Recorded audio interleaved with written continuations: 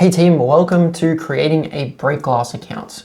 Now, what is a Breakglass account?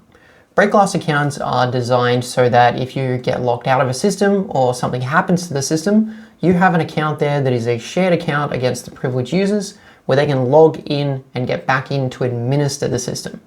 It's extremely important to have this account if you're configuring single sign-on. If your single sign-on configuration breaks for some reason for an expired certificate or a misconfiguration, you'll be able to use the Breakglass account to log in and fix up any of the mistakes or anything that you need to fix within the platform. Now, Delinea doesn't make this easy. There's a lot of things that sort of get in the way from creating a Breakglass account, because what we're trying to do is we're trying to have a maximally long password, as long as we can possibly make it, to make it super complex. And remove any multi-factor authentication.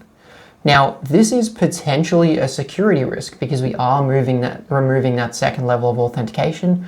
So please make sure that you are following the best security practices and guidelines of your own organization instead of just following this video. Lastly, I would recommend keeping a copy of the password from this Breakglass account physically in a safe, if possible. A physical safe somewhere safe in your office or at home, so that if something does happen to the platform, you have somewhere to reference it.